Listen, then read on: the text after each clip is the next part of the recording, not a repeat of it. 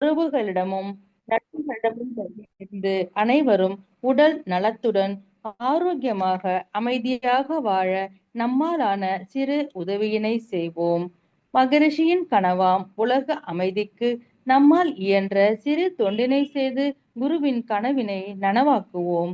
மேலும் விவரங்களுக்கு kundaliniyoga.edu.in இணையதளத்திற்கு செல்லவும். வாழ்க வளமுடன். தவத்தினை தொடர்ந்து பேச்சில் அளவும் முறையும் என்ற தலைப்பில் சிந்தனை விருந்து வழங்க நமது மதிப்பிற்கும் மரியாதைக்கும் உரிய பேராசிரியர் அருள்நிதி சந்திரன் ஐயா அவர்களை அன்புடன் அழைத்து அமர்கின்றோம்.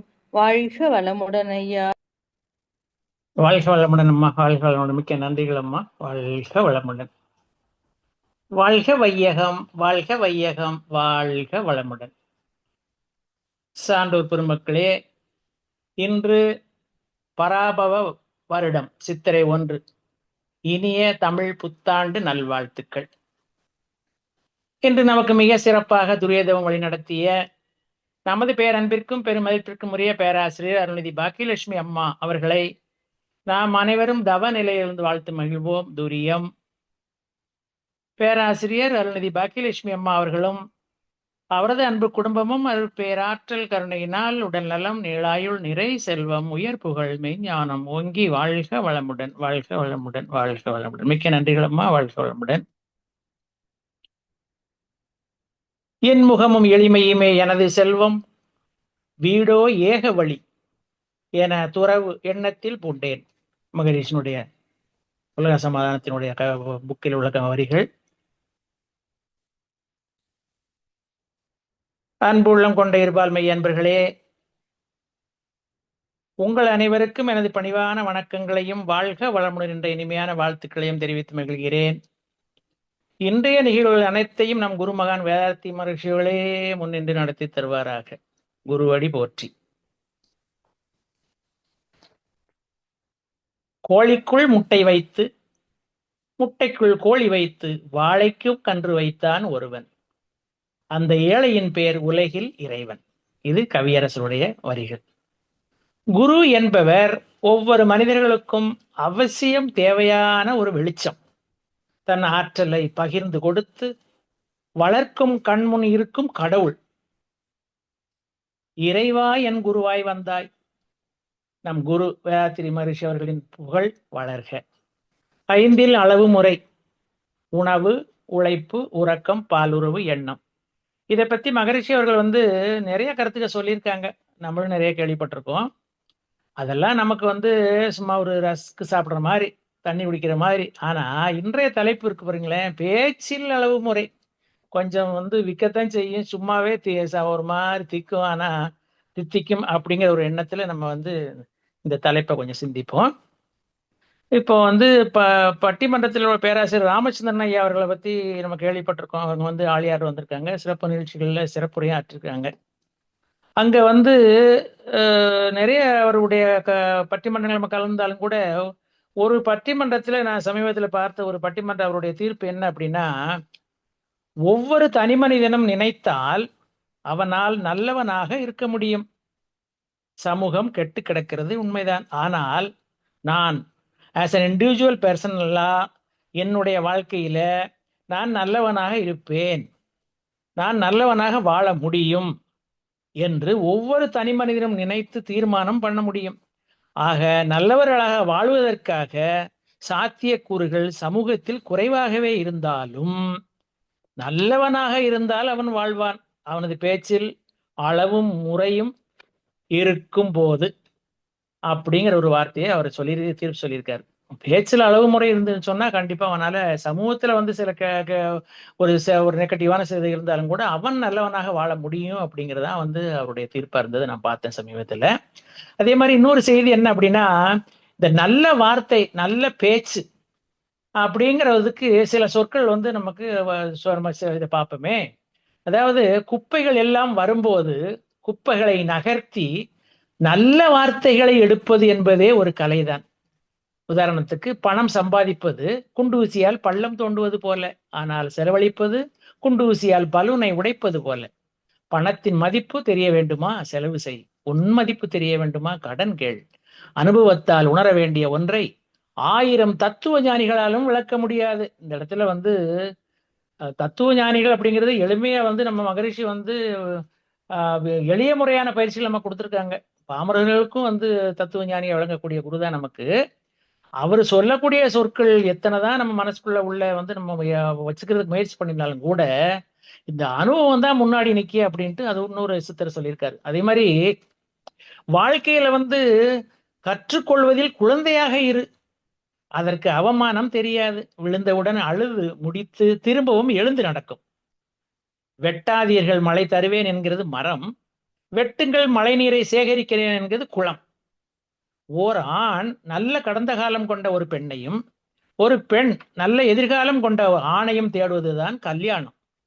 இப்போ இன்னைக்கு ஞாயிற்றுக்கிழமைன்னு வச்சுக்கோங்களேன், எவ்வளவு ஜாலியா இருக்கிறோம் அந்த ஞாயிற்றுக்கிழமை அன்னைக்கு எல்லார் வீட்டுகளையும் குழந்தைகள் உட்பட. அப்போ மறுநாள் என்ன ஆகுது? திங்கக்கிழமை. அந்த திங்கக்கிழமைக்கு ஒரே ஒரு மவுஸ் தான் சொல்லியிருக்காங்க. எப்படின்னா திங்கக்கிழமை, திங்கன்னா சாப்பிட, திங்கக்கிழமை சாப்பிட்றதுக்கான கிழமை. அந்த ஒன்னே ஒண்ணுதான் அந்த வந்து சாப்பிடுறது திங்கிறது தான் சந்தோஷம் அப்படிங்கிறது அந்த கிழமையில அப்படின்னு சொல்றாங்க. அப்ப மறுநாள் என்ன ஆகுது? எல்லாமே ஜாலியா வந்து அன்னைக்கு இப்போ ஞாயிற்றுக்கிழமை போனாலும் கூட திங்கக்கிழமை வந்து அதனுடைய தன்மைகள் எல்லாம் குறைஞ்சு போகுது. அதுலயும் ஸ்கூலுக்கு போற பிள்ளைகள், காலேஜுக்கு போற பிள்ளைகள் இருக்காங்க பாருங்களேன், அவங்களுக்கு திங்கள் முதல் அந்த வாரம் முழுவதுமே வந்து ஒரு மனசுமை தான்.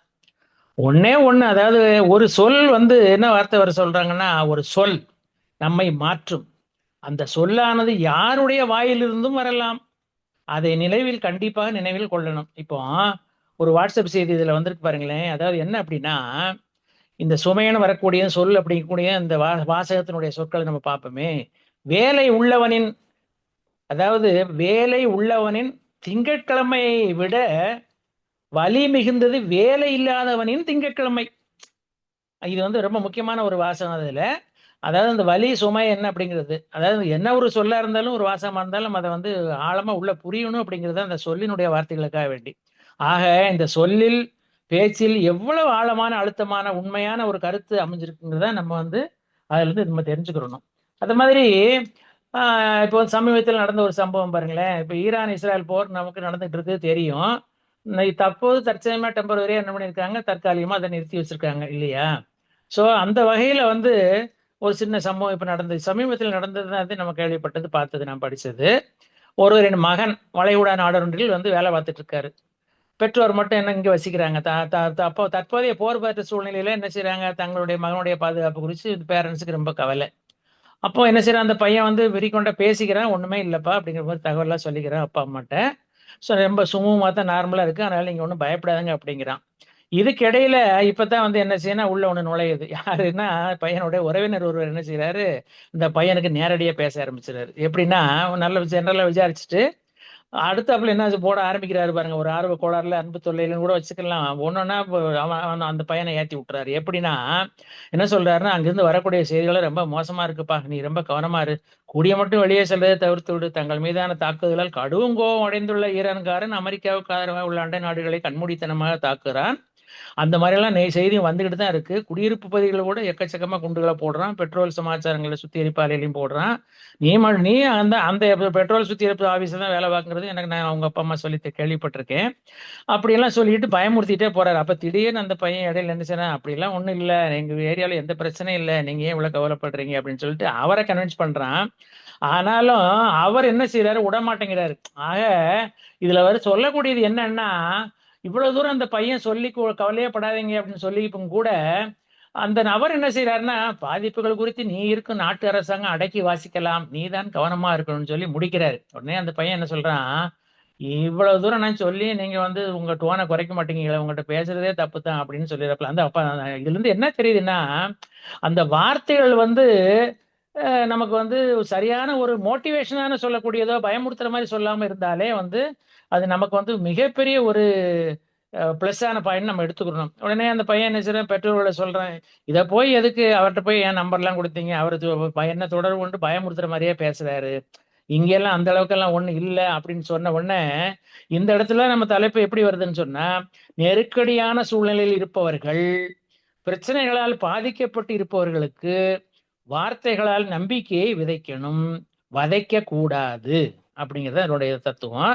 அப்போ என்னாகுது, இப்ப நம்ம மகரிஷி வந்து என்ன சொல்றாருன்னா, இந்த 5 அளவு முறையில 6வது அளவு முறையை கொண்டு வர மாதிரி பேச்சில் அளவு முறையும் அவசியம் பின்பற்றணும் அப்படிங்கிறதா வந்து நம்ம இதுல இருந்து புரிஞ்சுக்கிற வேண்டியது. அதே மாதிரி இன்னொரு இது என்ன அப்படின்னா, அதுவும் ஒரு சின்ன ஒரு சம்பவம் தான் வச்சுக்கோங்களேன். ஒரு பெண்மணி ஒருவருக்கு என்ன செய்யுதுன்னா ஒரு விபத்து. அதுல ஒரு காலுக்கு செயற்கை கால் தான் பொருத்தப்பட்டிருக்கு. இப்ப அந்த பெண்மணி என்ன சொல்றாங்க அப்படின்னா, என் காலை அகற்றிய போது நான் டாக்டரிடம் என்னால் நடனமாட முடியுமா என கேட்டேன். அதற்கு ஏன் முடியாது, உன்னால் நிச்சயம் முடியும் என்றார். பின்னர் எனது நாட்டிய நிகழ்ச்சிக்கு டாக்டருக்கு அழைப்பு விடுத்தேன். அவரும் வந்தார். முதல் வரிசையில் அமர்ந்து என் நடனத்தை பார்த்தார். நடன நிகழ்ச்சி முடிந்ததும் என்னோட வந்து எப்படி உன்னால் முடிந்தது அப்படின்னு கேட்கிறாரு. அப்ப அதுக்கு இந்த அம்மா என்ன சொல்றாங்க, நீங்க தானே ஐயா நான் கேட்டபோது உன்னால் ஏன் முடியாது என்றீர்கள், இப்போது இப்படி கேட்கிறீர்களே அப்படின்ட்டு இந்த அம்மா திருப்பி கேட்க, உடனே அவர் சொல்றாரு, இல்ல இல்ல நீ கேட்கும்போது எனக்கு ஒரு மாதிரி பரிதாபமா இருந்துச்சு. நீ அப்பாவி போல கேட்ட. உன்னை ஏமாத்தக்கூடாது அப்படிங்கிறக்காக வேண்டி உனக்கு ஒரு மோட்டிவேஷனுக்காக வேண்டி தான் நான் அப்படி சொன்னேன். ஆனால் இந்த அம்மா சொல்லுது, அவர் கூறிய மந்திர வார்த்தைகள் உன்னால முடியும்னு சொன்னாங்க பார்த்தீங்களா பாசிட்டிவா அந்த வார்த்தைய. அப்போ அந்த வகையில வந்து அந்த பேச்சானது எந்த அளவுக்கு எதிர்மறை இல்லாம அவர் மோட்டிவேட் பண்ணார் அப்படிங்கிறது தான் இந்த அம்மா சொல்லக்கூடியது. அதாவது அந்த வார்த்தைகள் வந்து மருந்து மாத்திரைகள் கை கொடுத்தாலும் அன்று அந்த டாக்டர் சொன்ன அந்த வார்த்தைகளே சொற்களே எனக்கு ஊக்கமளித்து நடனமாட வைத்தன அப்படின்னு அந்த பண்ணு வந்து அவங்க வந்து நம்மகிட்ட இந்த தகவலை பரிமாறிக்கிறாங்க. அப்போ இதுக்கு இதுவும் கூட பாத்தீங்கன்னா நம்ம மகரிஷி கொடுத்துள்ளத நேர்மறை பேச்சு எண்ணம் அப்படிங்கிறதுல நம்ம செயல் அப்படிங்கிறதையும் கூட நம்ம அதில் சேர்த்துக்கலாங்கிறதுக்காக வேண்டிய இந்த ஒரு சின்ன உதாரணத்தை நம்ம இந்த கணக்கில் எடுத்துக்கிட்டோம். அடுத்தாப்புல இன்னொரு செய்தி என்ன அப்படின்னா, மகரிஷி சொல்லக்கூடிய வார்த்தைகள் தான். அதை வந்து ஒரு சின்ன ஒரு ராமாயணத்துல வந்ததோட நம்ம ஒரு ராமாயணத்துல வரக்கூடியது பாருங்களேன். ராமாயணத்துல என்ன வருது அப்படின்னா, சாதாரணமா வந்து ஸ்ரீராமன் வந்து என்ன நிலை மாறினும் தன்னிலை மாறாத இயல்பு கொண்ட ஸ்ரீராமன் தான். உடனே தம்பிட்ட வந்து என்ன சொல்றான், நீ பத்திரமா பாத்துக்கோப்பான்னு போய் சொல்லிட்டு காலகட்டத்துல இந்த மாரீசன் கதையெல்லாம் நமக்கு தெரியும். அப்ப போன உடனே மாரீசன் வந்துங்கிறது மாயமான் தானே அது. அது போன உடனே இவன் லக்குமன் என்ன செய்யறான், கோடை போட்டு போயிடுறான். கோடை போட்டு போகும்போது சீதாதேவி என்ன பண்றாங்க, அவனை ஒரு வேற மாதிரி பேச ஆரம்பிச்சுறாங்க. அந்த வார்த்தைகள் வந்து இவனை சுட்ட உடனே என்ன செய்யறான், டக்குன்னு வந்து அந்த வார்த்தையை மீறி போகக்கூடிய சூழ்நிலையில என்ன செய்யறாப்புல, தவயோகியா வந்து ராவண வந்தாப்புல மாறுவேடத்துல வந்து சூழ்ச்சி செய்து கவர்ந்து போயிடுறாப்புல. இதெல்லாம் நமக்கு தெரியுதுதான். ஆக இந்த முறை மாறி பேசியதன் விளைவுதான் வந்து யாரு சீதா பிராட்டியர் பேசினாங்க இல்லையா, லக்குமணனே என்ன சொல்றாங்க, ஒரு மோசமான வார்த்தை அதெல்லாம். அண்ணன் இல்லைன்னா நீ தம்பி வந்து நீ வந்து எனக்கு பாதுகாப்பா இருப்பங்கிற எண்ணத்துல தவறான எண்ணத்துல நீ இப்படி போக மாட்டேங்கிறியான்ட்டு ஒரு வார்த்தையை விட்டுறாங்க. ஆக முறை மாறி பேசக்கூடிய ஒரு தன்மை வந்து என்ன ஆகுதனுடைய விளைவு எப்பவுமே வந்து ஒரு தவறான இதில் தான் வந்து முடியுது அப்படிங்கிறது தான் வந்து அந்த பேச்சினுடைய ஒரு தன்மையை நம்ம புரிஞ்சுக்கிறதுக்காக வேண்டிய அந்த ஒரு சம்பவத்தை நம்ம நினைவுபடுத்திக்கிட்டோம். அதே போல இன்னொரு விஷயத்துல என்னன்னு பார்த்தீங்கன்னா, ஒரு தோட்டக்காரன் எடுத்துக்கிறோமே. அந்த தோட்டக்காரன் வந்து என்ன செய்யறாப்பு அப்படின்னா, வாய்க்கால் வரப்பெல்லாம் வெட்டி தன்னுடைய வயல்ல வாய்க்கால் வெட்டி கத்தரிச்சு கல்லை பொறுக்கி எறிந்து சுத்தமா முள்ளின்று வைத்திருப்பது போல நம்ம பேச்சிலையும் சுத்தமும் அளவு முறையும் கண்டிப்பா இருக்க வேணும் அப்படிங்கறத. எப்படி வந்து அவர் புஞ்சியை கிளீன் பண்ணி வச்சுக்கிறாரோ அதே போல நம்ம பேச்சிலையும் வந்து ஒரு சுத்தம் இருக்கணும், அளவு முறையும் இருக்கணும் அப்படிங்கிறத நம்ம புரிஞ்சுக்கணும் அப்படிங்கிறது தான். அது போல இப்ப எப்பவுமே வந்து சந்தோஷமா சிரிச்சுக்கிட்டே இருக்காங்க வச்சுங்க, அவங்களுக்கு வந்து நிச்சயமா ஒரு மன உளைச்சலோ மன இறுக்கமோ இருக்கவே இருக்காது. இப்போ மன மகிழ்ச்சியோடு இலகுவாக இருந்தால்தான் நம்ம வந்து எந்த உடலுக்கும் நோய் வராது அப்படிங்கிறது. மகிழ்ச்சியான மனம் எப்போதும் ஒரு நல்ல சிந்தனையையும் செயலையும் தூண்டும். இது ரொம்ப முக்கியமானது. மகிழ்ச்சியான மனம் எப்போதும் ஒரு நல்ல சிந்தனையையும் பேச்சையும் செயலையும் தூண்டும் அப்படிங்கிறத இதில் நம்ம புரிஞ்சுக்கிறணும். அதே போல ஒருவர் நம்ம மனம் புண்படி பேசினால், ஒருவர் நமது மனம் புண்படி பேசினால் அந்நேரம் அவர் இடத்தில் நாம் இருப்பது போல எண்ணிக்கொண்டு அவர் இடத்துல நம்ம இருக்கிற மாதிரி நினைச்சுக்கிட்டு என்ன செய்யணும், பொறுமையை கையாளணும். அதுதான் ரொம்ப முக்கியம் அப்படிங்கிறாரு நம்ம மகன். பொறுமைக்கு ஒரு விளக்கம் கொடுக்கும்போது அந்த சொற்கள் வந்து நமக்கு எப்படி நம்ம அந்த இடத்துல நம்ம இருந்தா நம்ம எப்படி பொறுமையா இருக்கணும் அப்படிங்கிறதுக்கு அவர் சொல்ற விளக்கம். அதுபோல தம்மை வேண்டாம் என்று இன்னாத சொற்களை கூறினாலோ இல்லை தமக்கு தீங்கு விளைவித்தாலோ நாம் பொறுமையாக அதை ஏற்றுக்கொள்ள வேண்டும் அப்படிங்கிறப்ப இதெல்லாம் வார்த்தைகள் சொற்களுக்காக வரக்கூடிய ஒரு உதாரணங்கள். எவரிடமே இன்பத்தை கொடுக்கும் இனிய வார்த்தைகளை பேசுபவர்களுக்கு துன்பத்தை கொடுக்கும் வறுமை வந்து சேராது. எப்பவுமே இனிய சொல்ல பேசிக்கிட்டே இருந்தோம்னா அவங்களுக்கு நிச்சயமா எந்த துன்பமே கொடுக்கக்கூடிய ஒரு வறுமை வந்தே சேராதுங்கிறார் நம்ம குரு. இந்த வறுமை அப்படிங்கிறதுக்கு அவர் கொடுக்குற விளக்கம் பாருங்களேன். வறுமை அப்படின்னா கடுஞ்சொல்லை கேட்பது, மன உளைச்சல், தீமைகள். ஆகியவை இதுலலாம் வந்து உள்ளடங்குது அப்படின்னு நம்ம குரு வந்து அதில் விளக்கம் கொடுக்குறாங்க.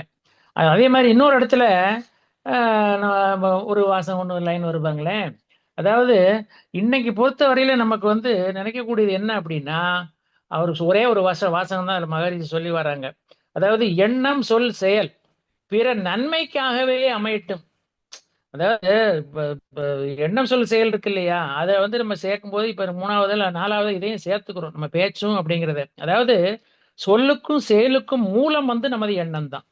எண்ணம் சொல் செயல் மூலம் தான் நம்ம இந்த சமுதாயத்தை வந்து தொடர்பு கொள்றோம் இல்லையா, அதன் மூலம் நமக்கு வேண்டியதும் பெறுகிறோம். அதற்கு நாம் என்ன கைமாறு செய்ய போகிறோம்? நன்மை செய்வது ஒன்றே கைமாறு. ஆகவே அனைவருக்கும் நன்மையே செய்ய வேண்டும்.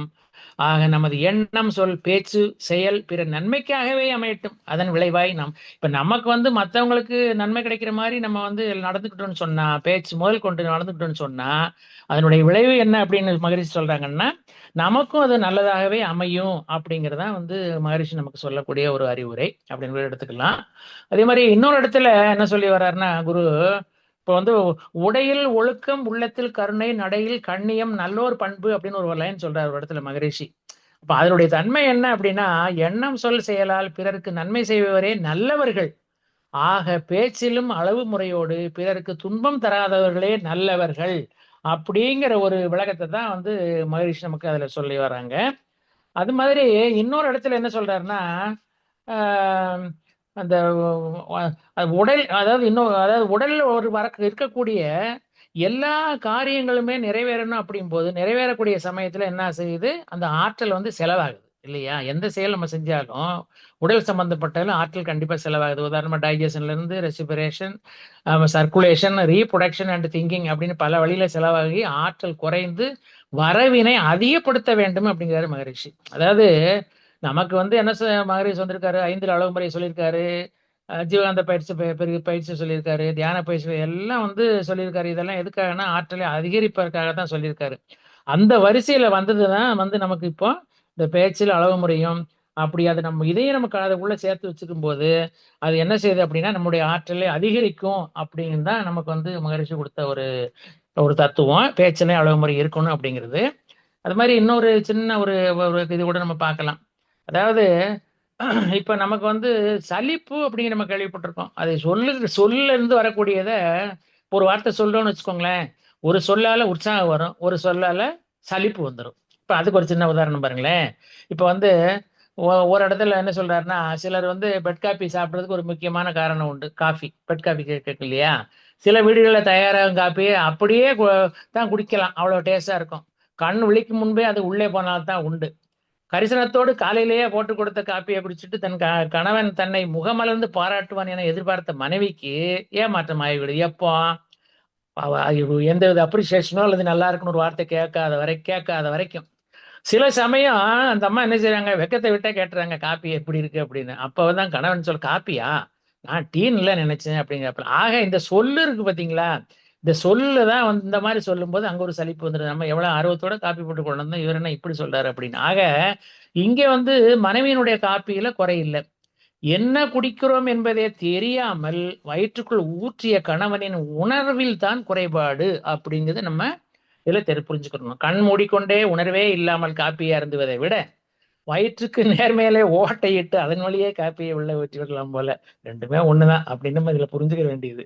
ஆக இயற்கை வந்து நமக்கு என்ன செய்யுது, நாவை படைத்திருக்கு. அந்த நாக்கில் எண்ணற்ற சுவை அரும்புகள் உள்ளன. சுவை உணர்வை உணர மூளையும் இங்கே படைக்கப்பட்டுள்ளது. ஆக சுவையை அறிந்து உணர்ந்து அனுபவித்து சாப்பிடும் விதமாகவே இயற்கையின் படைப்பு இறைவனின் சிருஷ்டி அப்படிங்கிற வாசகம் அதுல ஒரு அறிஞர் சொல்லியிருக்காரு. எனவே இந்த எலும்பில்லா நாக்கு முறையாகவும் என்ன செய்யணும், முறையாகவும் அளவோடும் சொல்ல செய்ய வைக்கும் வேலையை அந்த மூளையானது ஒழுங்காக செய்யணும். அதற்குத்தான் வந்து நம்ம மகான் கொடுத்திருக்கிற மனவளக்கலை. இப்ப நம்ம மனவளக்கலையை வந்து பயிற்சிகள் நம்ம செய்யறோம்னு சொன்னால் நிச்சயமாக இந்த மாதிரி ஒரு மூளையினுடைய வேலை வந்து நமக்கு நல்லபடியா செயல்படும் அப்படிங்கிறத நம்ம அதெல்லாம் தெரிஞ்சுக்கணும். அது மாதிரி வள்ளுவர் பிறந்த திருக்குறள்ல ஒரு சின்ன உதாரணம் சொல்றாரு பாருங்க, இன்சொல் அப்படிங்கிறது. அதாவது பேச்சுல வந்து எப்பவுமே அளவு முறை இருக்கணும், அதுல இன்சொல்ல முதன்மைப்படுத்திக்கிறணும் அப்படிங்கிறது தான். அந்த குறள் கூட ஒண்ணு இருக்கு, இன்சொல்லால் ஈரம் அலைய பழியெல்லாம் இன்சொல்லால் ஆகப்பெரியன் அப்படி. அதாவது அன்போடு வஞ்சனை இல்லாமல் நியாயமாக கூறப்படும் சொற்களே இன்சொல் அப்படிங்கிறப்பல அந்த சொல் எப்படிலாம் இருக்கணும் அப்படிங்கிறதுக்கு திருக்குறள் சொல்லக்கூடிய ஒரு கருத்து இது. அதே மாதிரி இன்னொரு குறள்ல கூட என்ன சொல்றாருன்னா, துன்புறும் துவாமை இல்லாரும் யார் மாட்டும் இன்புறும் இன்சொல் அவருக்கு. அதாவது எல்லாரிடமும் இன்பம் அளிக்கும் இனிய சொற்களையே பேசுவதற்கு துன்பம் அளிக்கும் வறுமையே வராது. முதல்ல மகான் சொன்னார் இல்லையா வறுமையை பத்தி சொல்லக்கூடியதுல. சோ அந்த வகையில வள்ளுவ பிறந்தைய சொல்லக்கூடிய கருத்தும் நம்ம குரு மகானுடைய கருத்தை ஒட்டி தான் அது வருது அப்படிங்கிறது தான். அதே மாதிரி இன்னொரு இடத்துல சொல்றாரு பாருங்க, அந்த நாக்கை பத்தி நம்ம சொன்ன மாதிரி வள்ளுவர் அழகா தூக்கி வீசுறாரு. யாவாராயினும் நாகாக்க காவாக்கால் சுவாபர் சொல்லி இழுக்கப்பட்டு ஒருவன் தான் எப்படிப்பட்டவனாக இருந்தாலும் தனது நாக்கை, அதாவது பேச்சின் தன்மை காக்க வேண்டும், இல்லை என்றால் சொல் குற்றத்தால் துன்பம் அடைய நேரிடும் அப்படின்னு ஒரு நம்ம வள்ளுவ பிறந்தைய வந்து மிகப்பெரிய ஒரு கடுமையான சொற்கள் தான் அதை யூஸ் பண்றாரு நம்ம சொல்லலாம். அதே போல சொல்லுக சொல்லில் பயனுடைய சொல்ல இருக்க சொல்லில் பயனுள்ள சொல், இது நம்ம அடிக்கடி கேள்விப்பட்டதான். நல்லது பேசுவதா இருந்தாலும் நல்ல வார்த்தைகளையே தேர்ந்தெடுத்து பேச வேண்டும். இது இங்கதான் அளவு முறை வரக்கூடியது. பயனில்லாத வார்த்தைகளே பேசவே கூடாது அப்படிங்கிறாரு. அது திருக்குறளுடைய லயன்கள் தான் இது எல்லாம். நமக்கு இதெல்லாம் வந்து தெய்வப்புலவர் சொன்ன வார்த்தைகள். அதே மாதிரி இந்த நாவன்மைன்னு வரக்கூடியதுல நாநலம் என்னும் நலனுடைமை அந்நலம் யானலத்தும் உள்ளதும் என்றுங்கிற, அதாவது நாவன்மை என்னும் நலம் ஒருவனுக்கு செல்வம் ஆகுமா. நாக்கிலிருந்து வரக்கூடிய வார்த்தைகள் எல்லாமே வந்து அதுதான் அவனுடைய முதல் செல்வம் அப்படிங்கிறாரு. அந்த நாநலம் தனி சிறப்புடையவாகவே அது மற்ற நலங்களிலும் அடங்காது. நாவன்மையில வரக்கூடிய ஒரு நன்மை வந்து வேற எதுலையுமே வந்து அந்த லிஸ்ட்ல நம்ம கணக்குல கொண்டு போக முடியாதுன்னு ரொம்ப அழகா கொண்டு போறாரு. இன்னும் ஒன்னே ஒரு இடத்துல என்ன சொல்றாரு அப்படின்னா, அதாவது பேச்சினுடைய தன்மைகள் எப்படி இருக்குன்னா, அவை அறிந்து பேசணுமா. அவை அறிந்து ஆராய்ந்து சொல்லுக சொல்லின் தொகை அறிந்த தூய்மை அவர். அதாவது சொற்களை தொகுத்து உரைப்பதின் பயனை அறிந்த தூய்மையாளர் அவையின் தன்மையை அறிந்து அதற்கேற்றவாறு சொற்களை ஆராய்ந்து சொல்ல வேண்டும். இது ப்ரிப்பரேஷன் நமக்கு கண்டிப்பா தேவைதான். அதைத்தான் வந்து மகான் என்ன சொல்றாருன்னா, நமக்கு வந்து இந்த பேச்சில் அளவு முறை அப்படிங்கிறதுக்கு எந்த இடத்துக்கு போயிருக்கோம், என்ன பேசணும் அப்படிங்கிறத முன்கூட்டி நம்ம பிளான் பண்ணி பண்ணணும் அப்படிங்கிறது. அதே மாதிரி இன்னொரு இடத்துல இந்த முனிவர்கள் வந்து தவம் செய்து செய்து தவ சக்தியை பெருக்கிக் கொள்வார்கள், அப்படித்தானே. இது நமக்கு எல்லாருக்கும் நமக்கும் கூட தவ சக்தியை பெருக்கிறதுக்கு மகான் நிறைய சொல்லி கொடுத்துருக்காங்க. அவங்க அந்த மாதிரி முனிவர்கள் சொல்லக்கூடிய தகவல் என்ன அப்படின்னா, தவ சக்தியும் வலிமையும் பெற்றது தனது முயற்சியால் தான். நம்ம தானே முயற்சி பண்ணி அந்த வந்து தவம் பண்ணி அந்த வலிமையை நம்ம பெற்றுவிட்டோம். அது அடுத்தவர்களுக்கு தானம் வழங்குவதற்கு அல்ல அப்படின்னு ஒரு இடத்துல ஒரு குண்டை போடுறாங்க. யாரு? மகான்கள். மகாபாரதத்துல மாவீரன் மன்னன் கர்ணனின் இறுதி காட்சி நம்ம எல்லாருக்கும் தெரியும். கண்ண பரமாத்மாவே அவனிடம் கேட்கிறார், நீ செய்த தர்மம் புண்ணியங்களை எனக்கு தானமாக கொடு அப்படிங்கிறாரு. கர்ணன் செய்த அத்துணை கொடைத்தன்மைகளும் அவன் பிடுங்கும் அன்பு அந்த ஓட்டை வழியாக குருதியாக ரத்தமாக பொழிகிறது. அதை கண்ணபிரான் கையேந்தி வாங்கிக்கிறார். ஆக இங்கே இந்த பரமாத்மாவிடமும் சீவாத்மாவிடமும் சொல்லிலும் பேச்சிலும் செயலிலும் நியாயம் மீறுவது போல நமக்கு தெரியுது. என்னன்னா போய் பரமாத்மா வந்து போயும் வந்து இந்த மாதிரி ஒரு கொடுக்க முடியாத கூட கேட்கிறேன்னா அதையும் கூட கண்ணன் வந்து கொடுத்தான் அப்படிங்கிறது. அங்கே இருந்தாலும் கூட இத்தனை சம்பவங்கள் நடந்தாலும் கூட அங்கே வந்து ஒருவித முறையும் அளவும் இருப்பதாக தான் வந்து நம்ம அதை புரிஞ்சுக்கிறணும். வள்ளுவ பிறந்தைய சொல்றாரு பார்த்தீங்களா, ஒரே ஒரு குரல் மட்டும் இதுல. அதாவது சுழல் வல்லன் சோர்விலன் அஞ்சான் அவனை இகழ் வல்லல் யாருக்கும் அறிந்து. அதாவது விரும்பியவற்றை தெளிவாகவும் சோர்வு இல்லாமலும் அச்சமின்றியும் சொல்லக்கூடியவனை வெற்றி கொள்வது என்பது எப்படிப்பட்ட மனிதருக்கும் இயலாததாகுமா. அதாவது பொருளறிஞ்சு இடமறிஞ்சு பெயரக்கூடிய மனுஷனை வந்து யாராலையும் வெல்ல முடியாது அப்படிங்கிறாரு. பொதுவாகவே வந்து தெளிவான மனங்களை கலங்க வைப்பது எளிது. தெளிவான மனங்களை கலங்க வைப்பது எளிது. ஏன்னா ஈஸியா அதுக்கு சொல்லுவாங்க. அதாவது என்ன சொல்றேன், நீ குழந்தை மாதிரிப்பா, உன்னை ஈஸியா ஏமாத்திடலாம் அப்படிம்பாங்க. கலங்கிய மனதை தெளிவுபடுத்துவது கடினம். ஆனால் அப்படி கலங்கப்பட்ட மனதையும் எளிதாக தெளிவு பெற செய்வதுதான் நமது மகான் தந்த மனவளக்கலை. இதை நம்ம புரிஞ்சுக்கணும். இன்னொரு வரிகள் என்ன வருது அப்படின்னா, ரொம்ப அருமையான வரிகள். அதாவது alone I can say but together we can talk. நான் தனியா ராம்பாட்டுல தனியா உட்காந்து வானத்தை பார்த்து பேசிட்டு இருக்கலாம், ஆனா சேர்ந்து பேசலாம் அப்படிங்கிற. Together we can talk. alone I can enjoy but together we can celebrate. தனியா இருந்தா அது என்ஜாய்மெண்ட், அதுக்கு பிரயோஜனமே கிடையாது. சேர்ந்து என்ஜாய் பண்றோம்னா செலிப்ரேஷனா. alone I can smile but together we can laugh. தனியா சிரிச்சுக்கிட்டு இருந்தா வேற மாதிரி சொல்லுவாங்க. எல்லாரும் சேர்ந்து சிரிச்சா என்ன அர்த்தம், அதுல எல்லாம் பிளட் சர்க்குலேஷன் நார்மல் ஆயிடுது, ஹெல்த் நல்லா ஆயிடுது. That is the beauty of human relations அப்படிங்கிறப்பல. ஸோ இதற்கெல்லாம் அடிப்படை காரணங்கள் என்னன்னு பார்த்தா, நம்மோடு நம்ம உறவுகளும் நட்புகளும் ஒட்டி இருக்க வேண்டுமானால் நம்ம சொல்லில் அளவு முறையும் அவசியம் பின்பற்ற வேண்டும் அப்படிங்கிறத நம்ம புரிஞ்சுக்கணும்.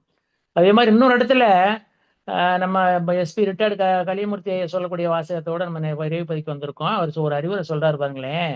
ஒரு உரையில நம்மகிட்ட பகிர்ந்துக்கிறாரு. ஒரு போனை எடுத்தா எடுத்த உடனே அதை டச் பண்ணாதீங்க அப்படிங்கிறப்பல. ஸ்டாப், எடுத்துட்டு வச்சுக்கோங்க, திங்க் அண்ட் தென் டச்.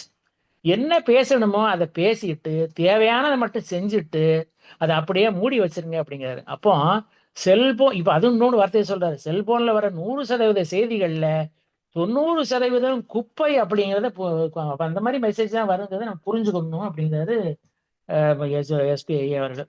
அப்புறம் அடுத்தாப்புல இன்னொன்று என்ன அப்படின்னா, நமக்கு வந்து முக்கியமான ஒரு செய்தி மட்டும் சொல்லி நம்ம நிறைவு செஞ்சுக்கிற போறோம். அந்த வகையில இந்த மதிப்புன்னு ஒரு வார்த்தை சொல்லி வராங்க பார்த்தீங்களா, அதாவது தன் மரியாதை, சுயமரியாதைன்னு கூட நம்ம அதை எடுத்துக்கலாம். அதாவது தன் வார்த்தைக்கும் வாழ்க்கைக்கும் எவ்விதமான வித்தியாசமும் இல்லாமல் வாழ்ந்தார் என்பதால் தான் மகாத்மா காந்தியை தன்னிகர் இல்லாத தலைவராக வரலாறு போற்றுகிறது. அப்படித்தானே? நம்ம இதுக்கு எல்லாரும் தெரியும். அதே போல தன்னை சிறையில் அடைத்து கொடுமை செய்தவர்களுக்கும் மன்னிப்பை வழங்கிய நெல்சன் மண்டேலா ஒப்பற்ற மனிதராக இருந்தும் இறந்தும் வாழ்கிறார் இப்பொழுதும். நம் குழந்தைகளுக்கு விலை கொடுத்து வாங்க முடியாத பெரும் செல்வம் நன்மதிப்பு அப்படிங்கிறதா. நன்மதிப்புங்கிறது எங்கிருந்து வரும்? சொல்லில் இருக்கணும் இந்த வார்த்தைகள் வந்து. அப்போ பிள்ளைகள்கிட்ட நம்ம என்ன செய்யலாம்? இந்த நன்மை மதிப்பை பத்தி சொல்லி சொல்லி வளர்க்கணும் அப்படிங்கிறது தான். ஏன்னா மதிப்பை தேடி தரும் நல்ல எண்ணங்களும் பேச்சும் நல்ல செயல்களும் நம் பிள்ளைகளுக்கு எப்போதும் பாதுகாப்பு அரண்களாக அமையும் அப்படிங்கிறதா வந்து இதுல வரக்கூடிய ஒரு புரிஞ்சுக்க வேண்டியது. ஆக இந்த அளவும் முறையும் என்ற சாமியத்தை பேச்சிலும் பின்பற்றி நம்மை சுற்றியுள்ள ஆன்மாக்கள் அனைத்தையும் ஆனந்தமாக வைத்துக் கொள்வோம். அதற்கு இறையருளும் குருவருளும் துணை நிற்குமாக என்று கூறி இந்த சிந்தனை உரையை நிறைவு செய்து கொள்வோம். எனக்கு வாய்ப்பளித்த, அரியதொரு வாய்ப்பளித்த நமது ஸ்கை டிஜிட்டல் சொல்யூஷன் பொறுப்பாளர்கள் அத்தனை பேருக்கும் மற்றும் இதுவரை செவிமடுத்த அத்துணை நல்ல உள்ளங்களுக்கும் அது நெஞ்சார்ந்த நன்றிகளை தெரிவித்து மகிழ்கிறேன். வாழ்க வளமுடன், வாழ்க வளமுடன், வாழ்க வளமுடன். மிக்க நன்றிகள் அம்மா. வாழ்க வளமுடன். வாழ்க வளமுடன்.